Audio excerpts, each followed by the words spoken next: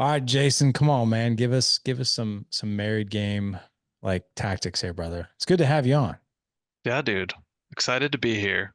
And So yeah, would love to jump into kind of like my approach, if you will, that I take with men, if that's all right. yeah, before we do that, let's start off with some fun questions. How about that? Okay, yeah. All right, Let's so do it. let's talk about this. Growing up for you, Hmm. what was your favorite sport that you like to play? Oof, I was a baseball guy. Yeah. Played baseball up until I was 21. Yeah. Okay. Very cool. So, what was your position? I was a pitcher. And fun fact, I was drafted out of high school by the Boston Red Sox, round 37. What? Yeah. Did you play for them? I didn't. I opted to go the college route. Yeah. Wow. Was that tough to turn down? You know, yes and no, because the draft, typically how it works in baseball, to get a little nerdy on it, is like really the money rounds at that time were like the top 10.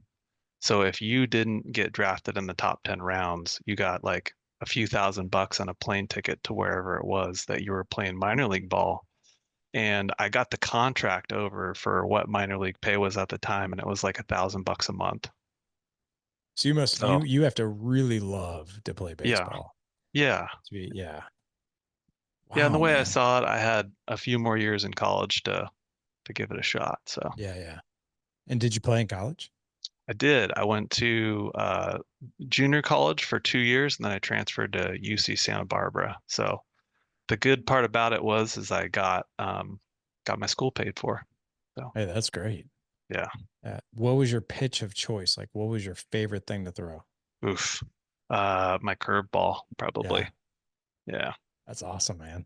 yeah, I've had a few MLB guys here on the nice. podcast. One was Todd Stottlemyre. He's Mm, three time, World Series champ, and heck of a personality at that too. Like yeah, dude. he was fun to interview. I interviewed him Yeah. I think three times on the show. So Oh, nice. very cool, man. So baseball was your jam.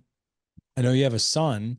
Hmm. Is Are we hoping that maybe he plays a little bit of little league action as he gets older? That's so funny. I'm going to expose him to everything that I can. And it kind of pigtailing on sports. I transitioned from a baseball guy to a jujitsu guy. So I'm actually like full transition now into jujitsu. But yeah, I definitely Little League, definitely some kind of martial arts. And I'm really trying to make an effort to be the person that exposes him to everything and kind of let him feel what it is that he wants to do for himself. We're the same way. My wife was an athlete. I was a bit of an athlete growing up, and but I was a wrestler. I love wrestling, but Nice. I'm one of those things. I'm one of those people too, where I just want my kids to do something that they love.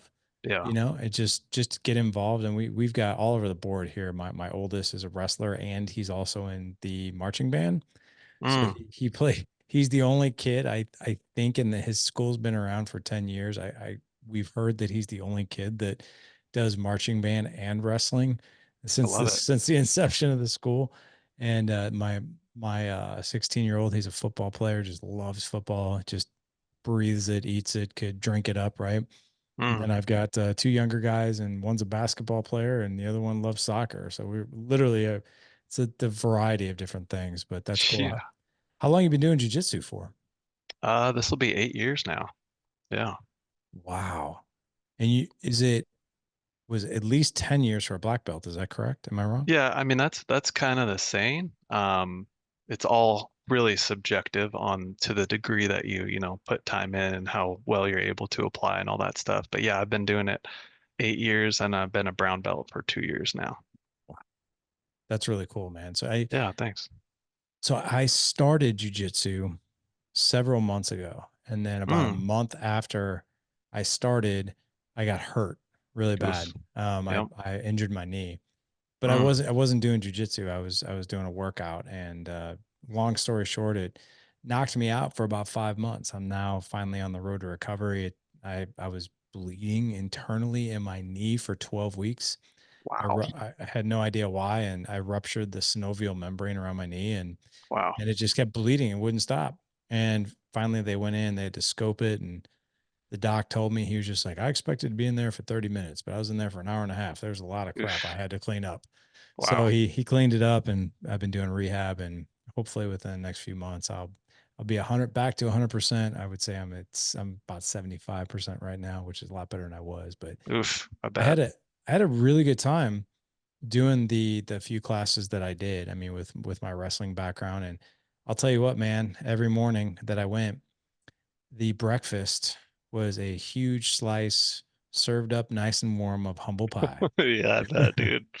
I will say though, guys like you, like I can always tell when guys like you that have a wrestling background come in and it's like their first day or first month. And it's like you can tell by your base and the way that you move. It's like, dude, this guy has trained before in some capacity. It did not help me at all going up against these guys though.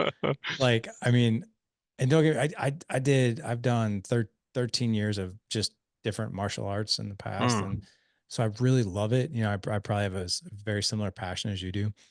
And I'll tell you, man, my oldest son, who's the wrestler, he's like, Dad, I really want to do jujitsu with you. And I was like, okay, let's just go try it. And man, the first day we were there, and I mean, I was in a class, all these dudes were probably about 10 years ahead of me. I mean, they were in their mm, like their late 50s, a couple of guys that mm, looked like they were in their 60s. mm. And these guys just threw me around, man, like I was nothing, like Yeah. nothing. And like Yep. Yep. they just pounded one guy in particular. We went, you know, we were standing up, and I'm sitting there thinking, like, I have no idea what to do. Like the only thing I know how to do is do a 2 point takedown, and like no clue what I'm doing here. And I don't even know how it happened. All I know is like as I went through the air, I was like, wee. But like literally, this guy grabbed the sleeve of my gi, Mm, and I went to go grab his arm, and then he like somehow like rolled to, you probably know what move I'm talking about. He like went down on his back, rolled, and threw me over him. And I literally mm, sailed over him. And I'm like, mm. I have no idea what just happened. That's great, dude. And yeah, Yeah. I was about to ask you if you train gi or no gi. I'm Oh actually yeah. mostly a no gi guy. But yeah, that sounds about right for somebody in their first month, regardless of wrestling, Yeah. especially in the gi. Yeah. Those salty vets that have been doing this for like however many Yeah. decades. I loved it though, man. I just get in Oh, there it's the and best, man. I got crushed every day. Yeah. But I was like a kid in a candy store. I'm like, oh, this is so cool. Like, and Yeah. our instructor was just, he just kept laughing. He's like, dude, you just got crushed. I was like, yeah, it was awesome. Yeah. Yeah, man. I mean, there's probably are, but there are a few better feelings than just like after a good, workout like that. Just like, it's like being back. If you find a good school, it's like being back on a team in a way, Yeah. Yeah. Yeah. Yeah. And that camaraderie, that community is Hmm. so, Hmm. so incredible. It's a game changer, I think. So Yeah. very, very cool, man. So baseball, jujitsu. Tell us about your wife. You guys been married for a decade or a little Yeah, a over, right? decade. Yep, a little over a decade now. And she is an educator. She's a teacher for, gosh, probably like 6 or 7 years, and then has now transitioned into administration. So real great with kids, and like really one of the qualities that really attracted me to her was just like how good she was with kids. It's like I just knew she was going to be an awesome mom. One of those, I feel like all women are kind of like, it's in them to be an awesome mom, and she's got that in spades. Well, you're a better man than me because like the thing that attracted to me, my wife, was how great she looked in jeans. So Yeah, okay. There's probably an element of that too. For sure, for uh, sure. no, I feel you on that one too, because you know, when we're dating, I remember I met my wife in college, and one of the things that attracted me to her was, yes, how great she looked in jeans and her beautiful hair and all this other good stuff, right? But like she came from this really amazing family herself, and Mm, nobody in her family, like going back 4 or 5 generations, have ever been divorced, not one. mm, And just a very solid traditional, like solid foundation, like they get through everything type of an attitude. They don't give mm, up. mm, And I thought to myself, I was like, man, I was like, if I'm ever gonna marry somebody, like someone who has that type of attitude, along with, I know she's probably gonna be good with kids, like this is like a gem, like somebody I need to hold on to. oof. So you know what I Yeah, did with dude. her? You broke up with her. I broke up with her like an idiot. And I know that some of the Classic, things we're classic. right. I know that some of the things we're going to talk about, like, but I literally broke up with my wife. It actually became a joke with her family. I have no idea how I'm not dead today Mm, because we dated for 7 years. And every year I broke up with her at least one time. Like it was like mm, 7 times I broke up with her in 7 years. And but here's the crazy thing. I know you and I are going to be talking about like things that happen like physically in our bodies and conflict. And we kind of have this blueprint of how we grew up and how we mm. react to different Yeah. emotions. But here's the fascinating thing when you and I were talking before we hit record, some of the things you were saying to me and some of the things we're going to, drop bombs on the audience here is that I now know being, 20 years ago, what was actually happening. And I just didn't Yes. know it from a conscious level. So for me, when we would get into an argument, like I really liked this girl, like in my Mm, wife, obviously, I was just like, oh my gosh, this is like the woman. But in mm, my mind, like I came from like this broken home and saw so many mm, broken relationships. And like literally, I was mm. raised that you get married for a while, then you get divorced, then you move on to the next marriage. Like that's how I Yeah. was raised. So when Yeah. we would get in conflict, I would just be like, well, we're done. If we're Yeah. not going to work out, we're just done. Like, Yeah. and Makes sense. I didn't understand conflict resolution or any of those things. So anyway, Mm, that was my background. And I see that actually a lot with couples. yeah. They have conflict and they just want to give up or they're done. Yeah. Yeah. But I'm keen on your story because your relationship with your wife, like it started out great. Hmm. You guys hit some roadblocks and then it became like this situation where you were walking on eggshells, probably arguing about the Yeah. same things. And then you got Yes. really curious and started pursuing personal development and trying to figure Hmm. things out. But I would love for you to just share with us, how did this whole thing begin for you in your own relationship? Yeah. That's, well, awesome questions. And, there comes a point, I think, in every man's life where it's like, huh, maybe it's me, and maybe I should be the one looking in the mirror. And I would catch myself, after like a couples counseling session, just like reflecting on it, right? And it was the story that I was telling in my head was it was always the other person's fault. And that Yeah. was like a through line, not Yeah. just in my marriage, but in my business, where I was with my physical health, like where I wanted to go in life. And it was just that's what it took was finally just going, maybe it is me. And the crushing effects of ego death that happens after that, of course, it was helpful to have jujitsu um, while I started kind of working through that. And I'd say like the turning point really was my dad passed in 2015, and I had a serious back injury. And that's when I was finally like, there's no more of this like playing the victim. Like, if I'm gonna go for this, like, I need to start doing things for me, instead of expecting other people to know how to take care of me and basically being a victim of circumstance, like life is happening, to me rather than for me in a way. So that's when I started training jujitsu. That's when I started, basically taking responsibility for my actions, cleaning up my side of the street in a way, and starting to be more curious about like what's actually going on here. Because like I didn't grow up in a family where there was a lot of healthy rupture and repair. And I thought that every conflict and argument was meant to be won. And so, like, I was really good at winning arguments, or at least I thought, when really what I found out is like winning an argument is being able to thoroughly express and understand where the other person is coming from. And that's the real win is when you can articulate that back to your partner, see their side, um, and repair from the situation as opposed to try to win you're right, she's wrong, or whatever the circumstance may be. And then you're left with no conflict resolution, no repair, and you get stuck in that cycle of the same arguments over and over again, which eventually leads to, not good stuff, especially in a long-term relationship. Mm, wow. So I think a lot of people do that. Why do we do that? That when conflict arises, and I don't know if it's instinct, I don't know if Yeah. it's been taught to us, But when conflict arises, what usually is on the forefront of our mind is I need to be right. I don't even care Right. about being effective. I need to be right and I need to Yeah. win.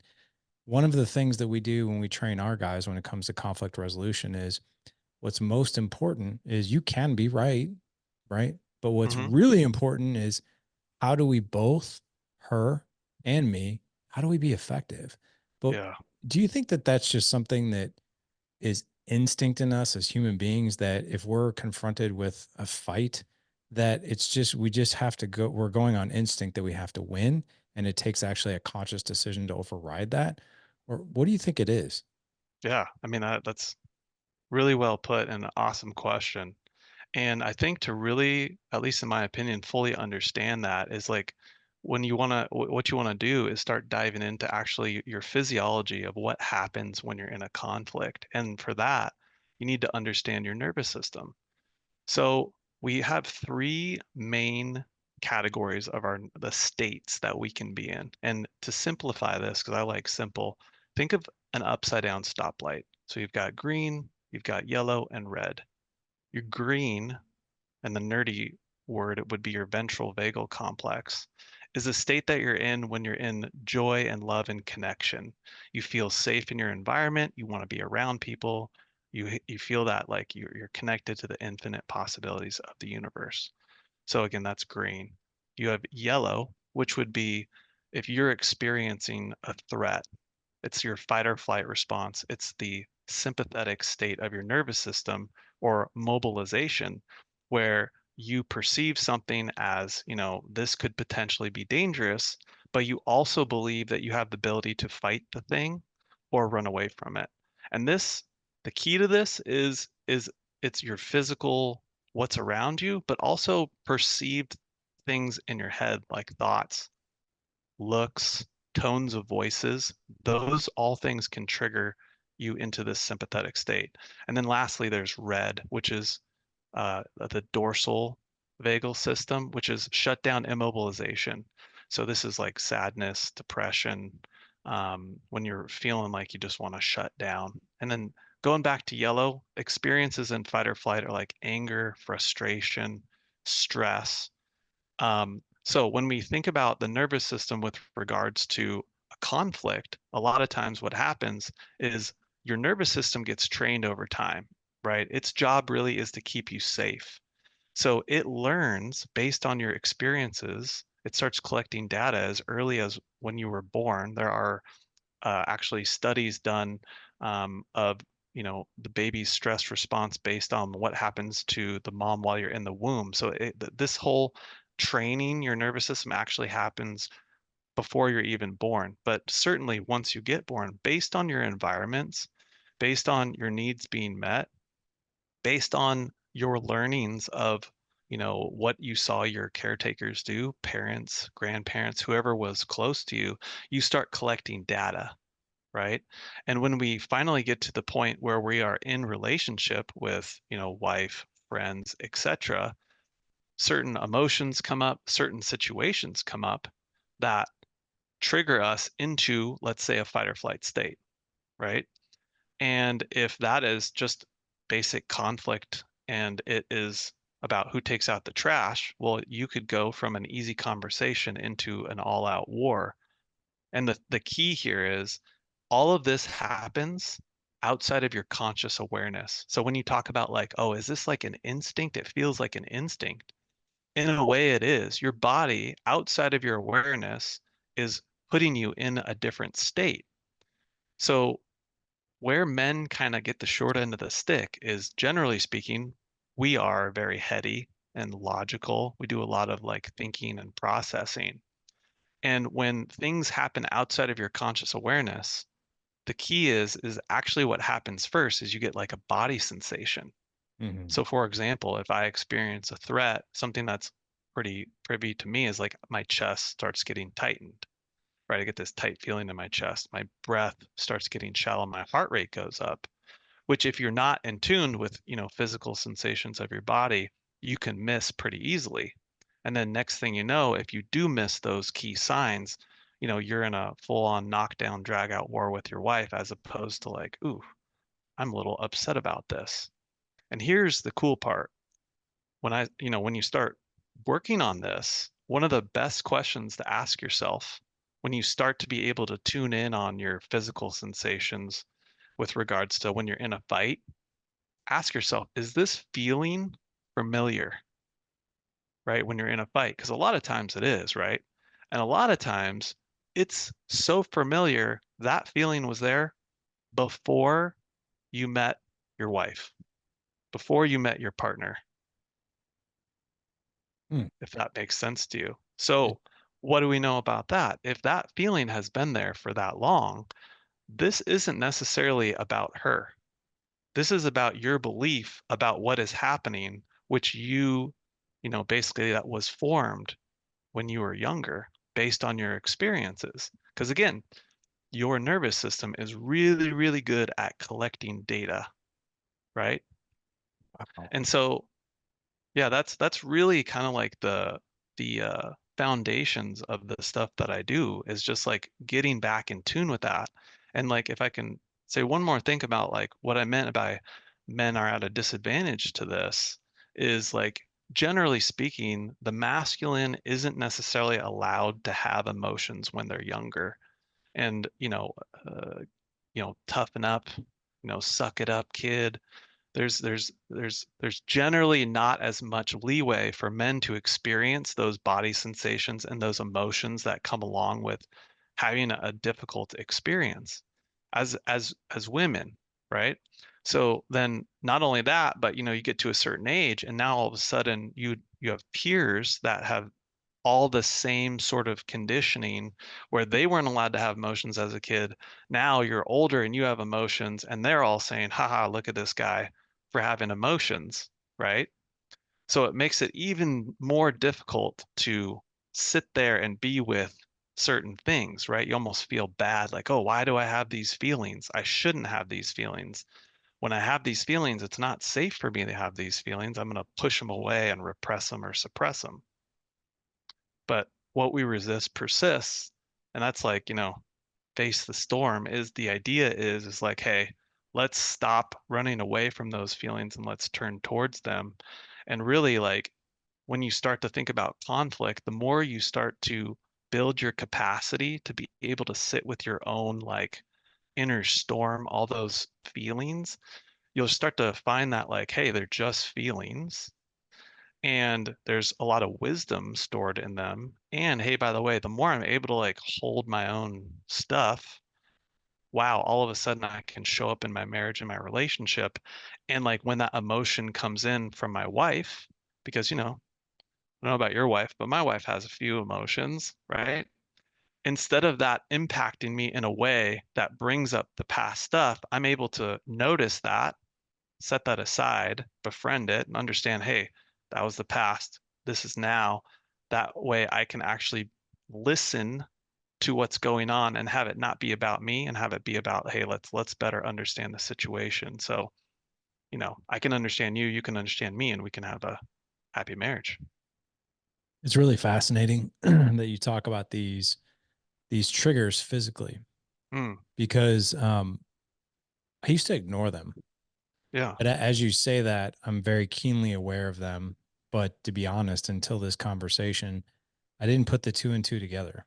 Mm, So, like for instance, when I'm triggered or when I feel attacked, right? hmm And let's just say I get an email from, maybe it's a nasty email from, an audience member. Luckily, hmm that rarely happens. Yeah, So we get a lot of love in our community and in our podcast, which is good. But every now and again, you get some haters out there, sure.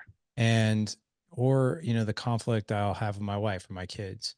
hmm What I notice is, or another one was this was actually about a year ago. So I put something out on social media on hmm Instagram, and it got something ridiculous, like 4 million views, like this one reel. Nice. And the day that it happened, so the recording that it was from, my very best friend, one of my business partners within Dad Edge, tragically lost his daughter, Oh, a 19-year-old daughter in a car accident, like literally, like I'm sitting there. Wow. This was Valentine's Day of last year, or it Mm, was right at the beginning of February because it was a Valentine's Day celebration. And I get this text message from my best friend and one of my partners within Dad Edge, and he stated the name of it. He said, "My beautiful daughter has died." And I didn't believe it at first. I was like, "What?" I was like, "This is a sick joke, man." hmm And I just replied back to him and I just said, "Jason, this is really heavy. Are you being serious?" And he's a jokester. "Are Yeah. you being serious right now or are you joking?" Mm, He's like, "I wish I was joking. She was just yeah. killed in a car accident." And I was like, and like literally, like I felt like this physical reaction that I have when hmm I'm faced with conflict or whatever. And I felt it then. But let me get to the story. So the very next day, I had this podcast interview, and I had managed to talk to my friend, and he was this was before the podcast. He was a wreck, man, Yeah. like a wreck. In fact, hmm over the past year, I don't know if I've ever seen a human being go through as much pain as my friend Jason. Mm, And just the evolution and the experiences of dealing with that loss of your daughter is just is overwhelming. Father's worst nightmare. yeah. But anyway, that morning I had a podcast interview on a really big show, and I was really fiery.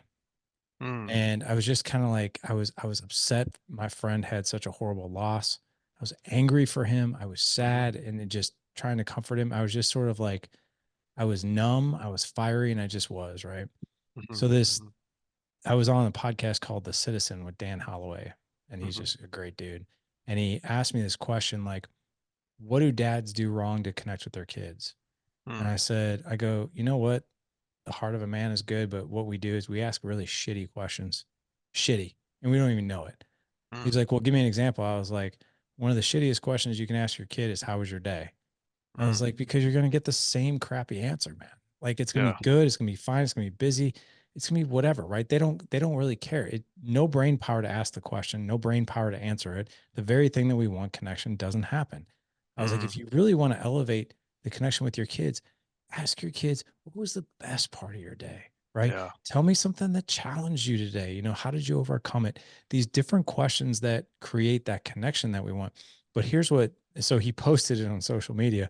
hmm It got all these views, like 4 million views, and it mm. has over 2,000 comments on it. And Yeah. so Wow. many, so many people were bashing. I mean, there was a lot of good. They'd be like, "Oh, I never really thought of that. That's really good." Yeah. Some It is people were just great. like, some people were like, "What do you mean that's the shittiest question on the planet? It's not shit." Like, and then Yeah. it's just Yeah. like rage come out in people, right? Yeah. But like I find like, when I'm like reading that and I'm like triggered by it, but it's also the same triggering that happens that if my wife and I get into a disagreement or my kids do, what happens to me physically is I literally feel like tension and Mm, tingles like in my neck and yeah. even like in my shoulders, Mm, right? And then I sense like this overwhelming feeling that trickles down the bottom of the base of my skull mhm. through my neck and through my shoulders. Like I feel like this sensation.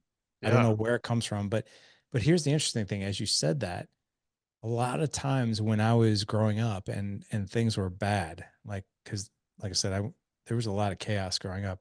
Yes. I now realize that I had those sensations even back then. I didn't even put the two together until you just said that.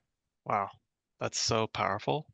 And thank you for sharing that. And I'm so sorry for your friend Jason that it sounds unbearable to a degree. I'm glad that he's got awesome support like you and dad edge people around him for that.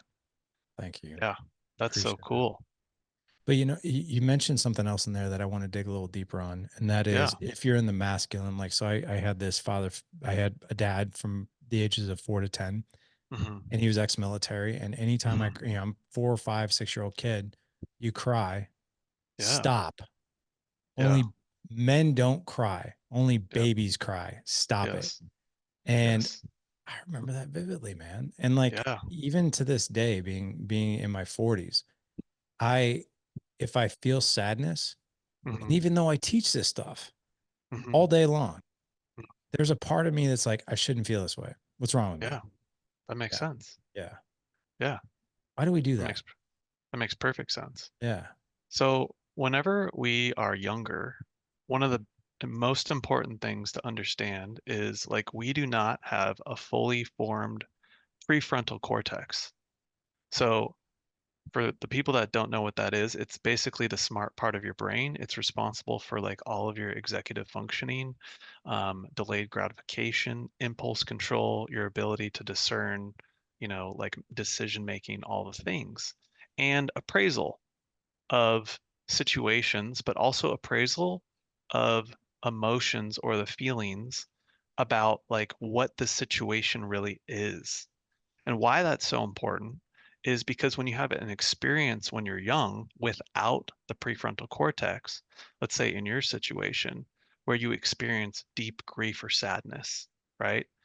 And the person that is supposed to be your caretaker wasn't able to attune to being able to allow those feelings, probably because it wasn't allowed for him. But what your nervous system learned was, oof, Larry, you better not feel sadness again because that was too much, Yeah. right? Yeah. Sure. And so we hold that belief forever because it's become stored in our bodies, right? Those feelings, those physical sensations. Um, so you have this, again, record of your whole life of that. And so it makes perfect sense to me that a part of you feels like you don't you shouldn't experience sadness because it hasn't been safe. Now, there's probably another part of you, like you had mentioned, like, hey, I teach this. Like, sadness is okay. Like, it's emotions aren't bad. All emotions, if there was a bad emotion over the last however many hundreds of millions of years that we existed as a human species, like emotions would have like evolutionarily been uh, gone, right? But instead, the healing part is being able to go back and be there for your 4 or 5 year old self and actually allow that sadness for you and take your ventral to that, reappraise that with your prefrontal cortex in a way of like, hey, it's okay to be sad.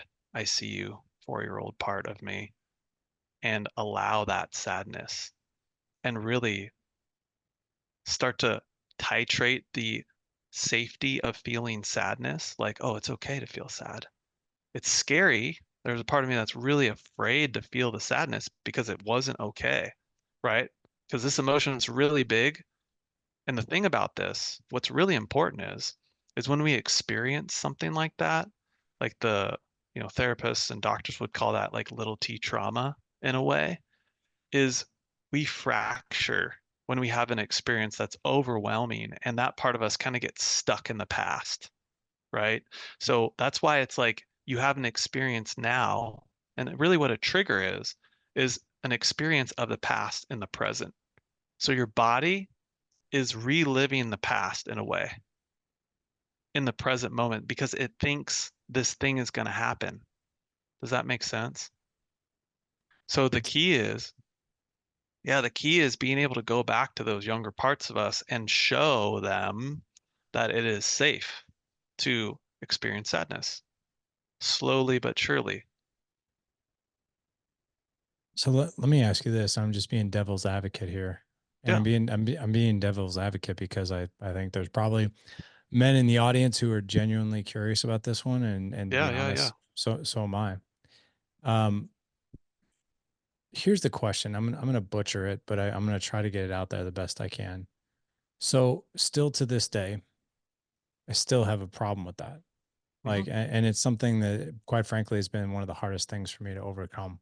Yeah. So, for instance, if I feel sadness, or Hmm. you know what, let's take it a step further. If I feel Hmm. fear, Hmm. like if I'm actually fearful about something, Yeah. um, oh my gosh, and something, and let's take out the fact whether I think it's actually real or not, right? Hmm. Because some of our fears are just not, quite frankly, they feel real, but if we look at the breadcrumbs and we look at proof, is this thing going to happen, or is it just maybe my Yeah. anxieties, they're just getting out of whack, right? Yep. So let's just say the feeling of fear. Hmm. I can't even tell you how difficult it is. Like I can actually it's easier for me to look another trusted man in the eye that I trust, that I have a conversation with, and can say, you know what, man, I got to be honest. I'm kind of scared right now Yeah. because I don't know what the future holds for this, or this. I'm just kind of freaking out about it. Yeah. Right. But here's the crazy thing. My wife and I have like this incredibly close relationship, Mm, and we have for a long time. And my wife would be like, well, you better feel really okay to tell me that stuff. Like, cause I mm, want you to. But mhm, she's like, sometimes she's the last person that I'll tell. And mm, I'll have like this, kind of front that I have where she'll be like, is everything okay? Yep. Everything's yeah. fine. I'm good. Fine. She's like, are you sure? Cause you don't really act like you're not really acting like yourself. No, I'm fine. Just I'm good. Or Mhm, I'll say this. I have a lot going on in my mind right now. Right. Well, yeah. she'll be like, you want to talk about it? No, I'm good. Yeah, I'm good.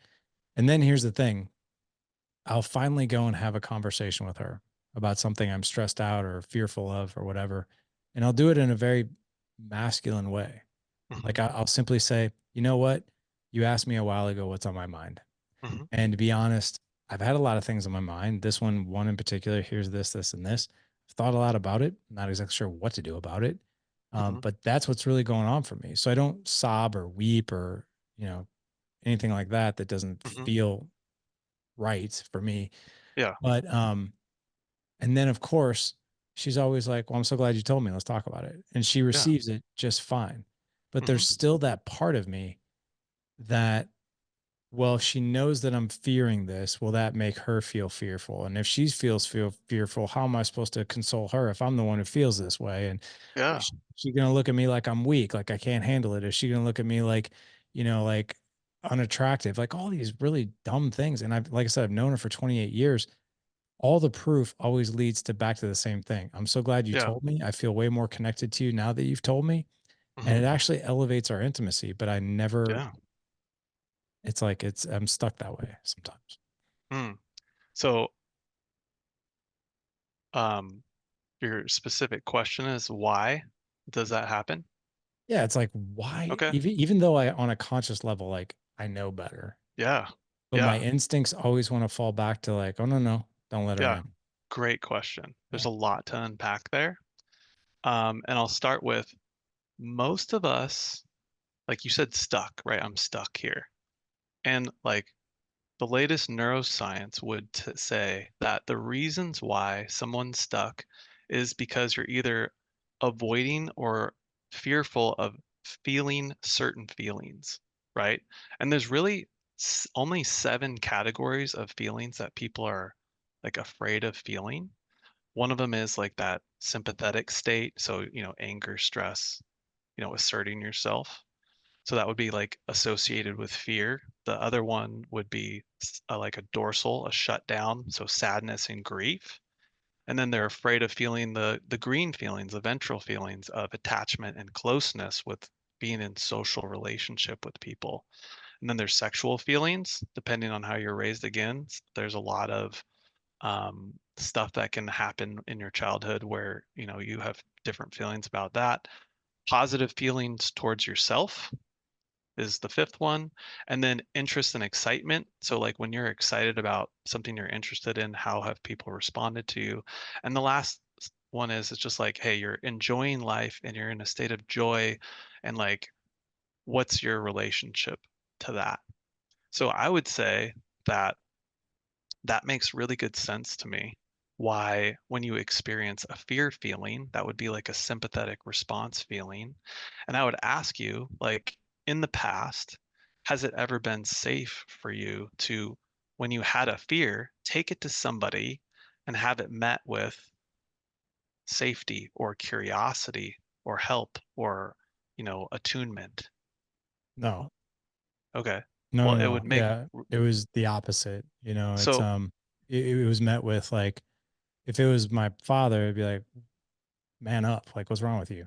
yeah, Stop. yeah, If it was exactly. if it was my mom, depending on the situation, is sometimes I'm not gonna say all the time because there were Yeah, sometimes my mom would be very caring, yeah, but there are other times where she'd be like, "What's wrong with you? Like, yeah, how dare you even think that? or what's Yeah. wrong with why would you feel that way? Right. Yeah. You're just like a kid. And then, I mean, dude, I remember like being like a teenager. And I think I was Mhm. probably like really, it was like early on in high school. Like I remember like consciously making the decision, I ain't saying shit to these people anymore. Like Yeah. I am not, if my mom asks me anything that's going on, my response is everything's fine. Yeah. Period. And Yeah. that's what I did. And I feel like this is turning into a counseling session, but I'm sure this is really common No, among dude, guys. it's so common, bro. And like thanks for sharing all that. And it makes perfect sense. You have like what I heard you say is like you have these like intense feelings of fear, anxiety, stress, whatever it is. You take it to the people that are responsible for you. And you know, again, at that age, we don't have a prefrontal cortex, so we don't have the ability to like regulate our emotions, right? It's like kids when they get overwhelmed, even though they're excited, they'll just like hit you in the face, right? It's not that they're bad. It's like they don't know what to do with all this crazy energy. So it's like your responsibility as dad and mom to be like, oh, wow, my son is having a sympathetic experience right now. Whatever it is, I need to ask questions, figure out which emotion it is so I can figure out how to be there for you. And like going back to what you said, you're like, you know, I know in my head, in my thoughts, that this is not right, but I feel this way, and like I don't know why, and maybe even sometimes you feel bad about feeling that way. Well, going back to our green, yellow, and red, being triggered outside of your unconscious or your conscious awareness, what happens is when we get triggered, our smart part of our brain shuts off. So we go into subcortical brain, limbic system. The fight or flight response is below and outside of our conscious awareness. So it would make sense if you think a certain thing, but you feel a certain way. It's because you are in those instincts that you talked about. And your body keeps the score. Your body stores this information. It's like I just did my own little uh, podcast on like change your thoughts, change your life, and why like that's so difficult to do is because most people try to do that from like a yellow or a red state. So if you are in yellow, change your thoughts, change your life happens when you have green on board and you have your prefrontal cortex online and you can reappraise old emotions and old feelings. So it makes perfect sense to me. Your whole story makes perfect sense to me, but especially like, man, I know this to be a true, but guess what? There's a part of you that's like, the can I cuss on this podcast? Yeah. Okay. The fuck it is, bro. I made this decision when I was 13 years old. We're never gonna do this again. So what I would suggest is like the next time you feel those body sensations, you can even acknowledge it and be like, oh, dude, there's There's that. 13-year-old Larry. Yeah. Name it. Like, and then you'll be surprised.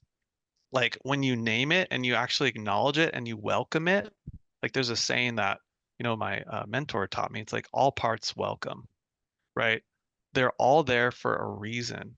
And most of us spend a lot of our lives trying to get rid of them, like push them away. You're not welcome. Like, I don't want to feel this way. But the problem is like, again, what you resist persists. There's no way to get away from that storm.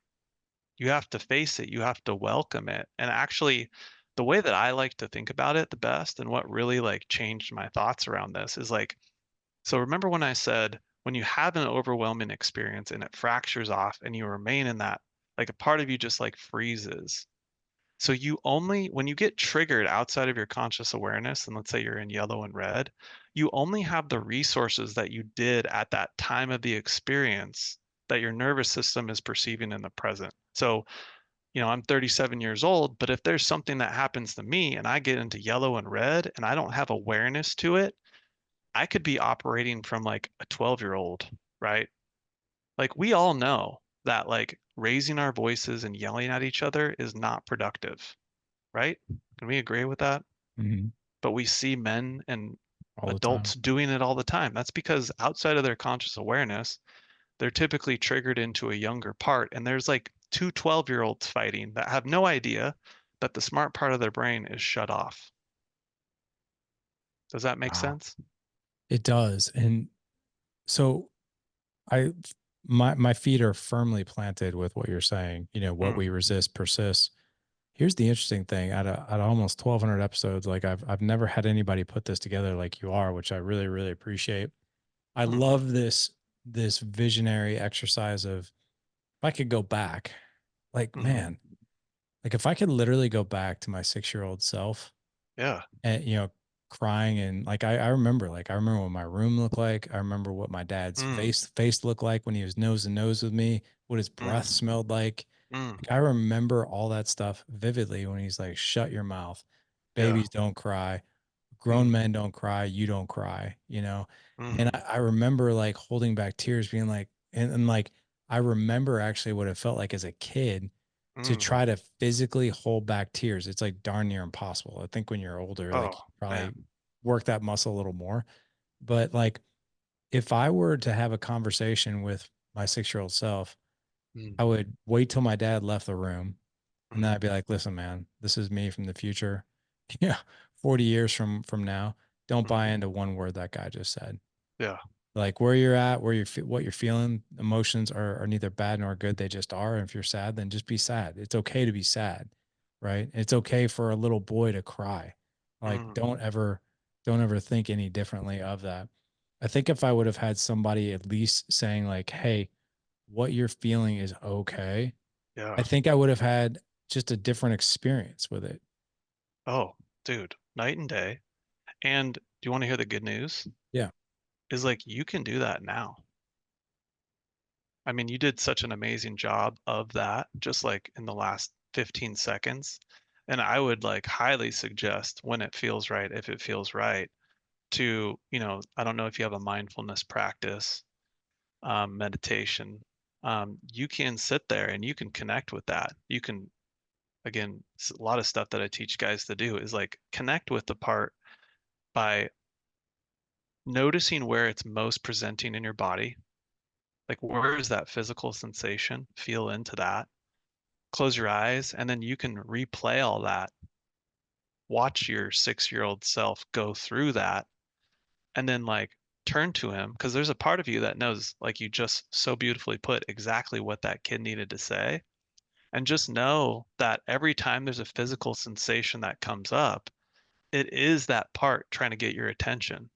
So tying this into that practice that I was talking about and the thing that changed my thoughts about um, how to start paying attention is like when you feel that physical sensation, think of it like this. Think of it like your 6-year-old self is reaching up to your shirt and kind of tugging on you, right? Hey, I need you right now, right? How old are you, Larry? 48. 48. Like, hey, 48-year-old needs me right now, basically. And just by turning towards it and acknowledging it again, like, hey, this feeling is welcome. Like, that is going to bring you so much relief. Because when you think about it, that part of you has been protecting you from something, right? Protecting you from experiencing an emotion that wasn't okay for you to experience for 42 years now. So I could only imagine if you did this, the amount of relief that you might feel knowing that, hey, that 6-year-old part doesn't have to do the job of protecting you from sadness, right? And the same goes for any other of those like real hard emotions that I talked about, those big seven. And really, because there's a part of us in every person that's big enough to hold everything that we've experienced. I truly believe. And when we are able to start being more conscious, like, and again, one of the things that I highly suggest is a mindfulness practice so that you can start tuning into your body and not to like zen out and like not have any thoughts because that's not possible, but just start to learn like, hey, what kinds of things do I think about? What does my body do when I think about these things? Or like when you have an argument or you feel an activation or a reflex, it's like, oof, man, I'm starting to notice I have consistent, like you said, like neck pains, like right from you were so articulate with it from the bottom of your head down through your neck.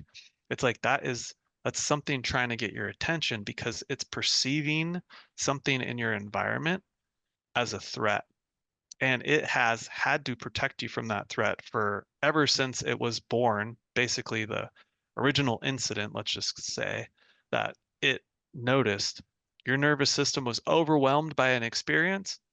Most of us, until the age of 25, don't have a fully formed prefrontal cortex. It's probably a lot of us have these experiences.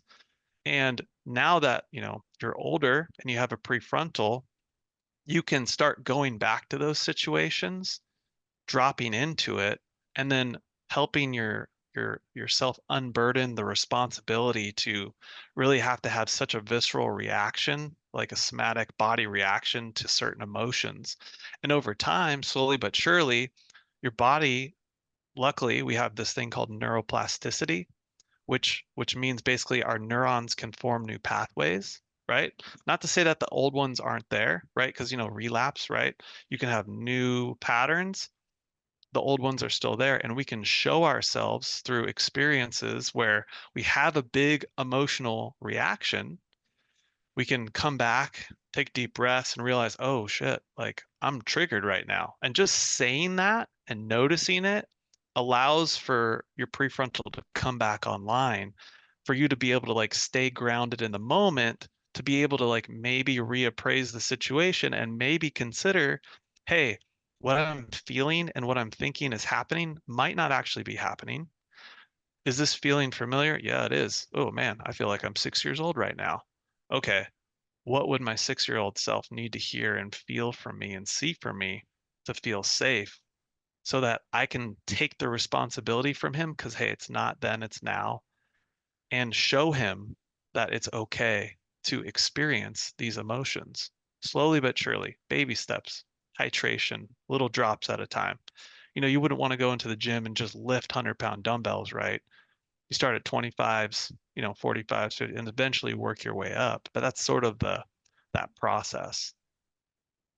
Do you find that just in having this conversation with you, I could see this technique, right? Of basically going back and Hmm. what did this kid need to hear at this time when he Yeah, experienced this, right? yeah, yeah. I can see without a doubt how healing that Oh, is. You literally just become your own hero, right? yeah, And, yes, and the very thing that you needed to hear in that moment when you were younger.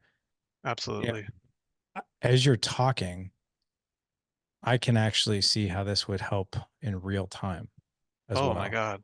So Yeah, like for it's, instance, if I was going through like a tough time, hmm like what would the version of me a year or two from now tell me right now, right? mm, Or like how would I challenge myself in some way, shape, or form, like stepping outside yourself to basically getting out of your head, right? yeah, And almost guiding you or encouraging you from an outside perspective to yeah, where like if you had your best friend come to you with the same things, what would you tell him, right? that's It's right. one of those things that I think a lot of men fall into a trap of. It's like we can give insanely amazing advice to somebody else, Yeah, but yes, given the exact same situation when we're in our own head, can we do the same? Most of the time the right. answer is no. Absolutely. And like the one more point that I'll make, well, I'll probably make a few more, but the thing about when we experience those things when we're younger is like we have a very egocentric like understanding of the world.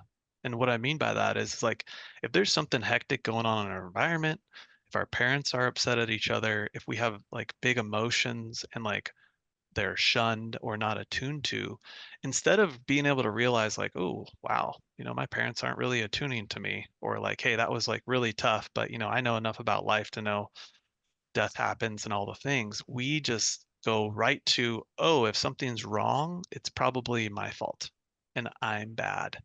And so, especially men, again, going back to what I first started about with like, we just don't talk about our feelings. We don't talk about all these things. We have a lifetime of feeling that shame and that guilt and that, we have our own worst inner critic and like we harp on ourselves, right? But like, really, and why this information was so healing for me, it's like, it's just, you make perfect sense if this is you.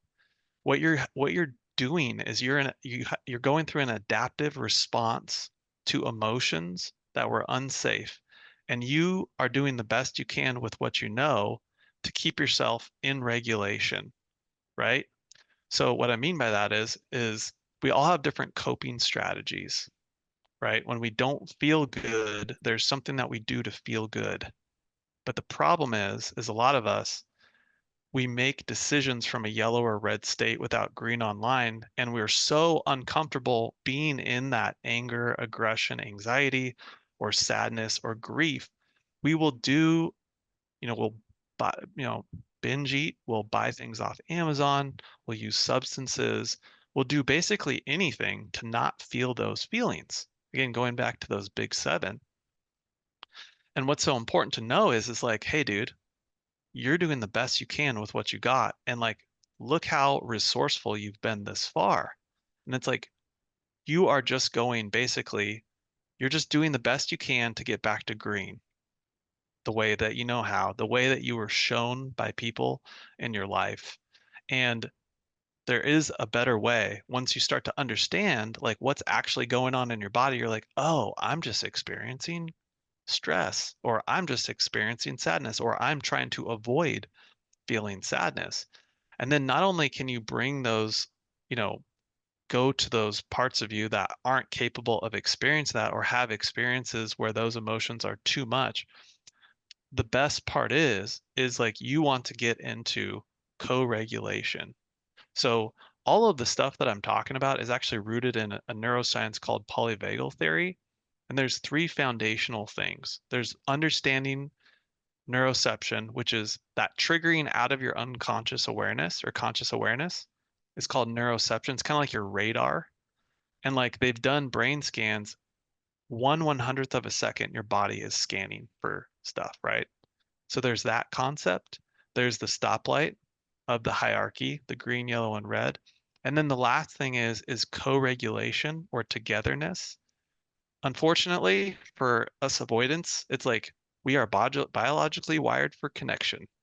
Okay. So, and like to your point, going back to like, hey, when I finally brought this to my wife or I brought this difficult thing to a friend and we were able to pitch and catch about it, man, I felt so much better. It's because you're bringing that togetherness in. There's a level of safety that happens when you have somebody that you trust. It's like social baseline theory tells us, like when we are gonna like at the bottom of a hill and we look up and it's steep, right? If there's somebody next to us that like we love or we trust or like we, they're part of our lives, we look up at that same hill. It doesn't seem as hard. Makes, excuse me, that makes total sense. I can understand why this is so healing. And now that you're Mm. bringing this to the surface, I can understand probably why people react the way that they do. Oh And yeah, and dude. and they fight and argue the way that they do. One thing that we always say in our community is how someone is operating. It makes total sense to them, Yes, whether we think it's crazy or ludicrous or whatever. It's like that person just did that. Well, they did that because it makes total sense for them to do that. for sure. And but it's fascinating to me that if you take something like marriage Mm. and you have two totally different people from two totally different life experiences, and their blueprint is so different, you Oh know, yeah, and their experience and how they experience the world is fascinating. You want to hear kind of an interesting story to really kind of hit yeah. this home? So Love to. my wife, she grew up Catholic. Hmm. Our family is Catholic. I grew up Catholic as well. There was a while there where I would say we definitely weren't really into our faith, right? Mm. And believe it or not, so my wife is very strong with her faith, and she prays a lot. She's bold about it, but she's never one of those people in your face about it ever, right? Mm-hmm. She more or less kind of keeps it close to her, right, and our family. So my wife had this experience with her best friend growing up, and it was Mm. right in the heat of the high school days. So Hmm. her best friend went like guns blazing into this new church and was in a very aggressive way, suddenly flipped a switch and tried to get my wife to join this church and was basically telling her like, if you don't do this, you're going to hell, and you do this, you're going to hell. And everything Yeah. Yeah. was God, God, God. Everything was God. Every single conversation was about God and about how she Mm, wasn't.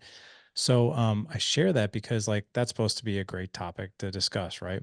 mm, The interesting thing is I've known my wife for a very long time, 28 years, and I would say it's probably only been the past 10 years that hmm we've been able to have a conversation about faith. And if I'm the one bringing it up, especially if I'm the one leading her, right? mm, She'll run this through a filter of like, you're acting like so and so, right? And by the way, let's get one thing straight. I don't tell my wife she's going to hell because she doesn't read the Bible ever.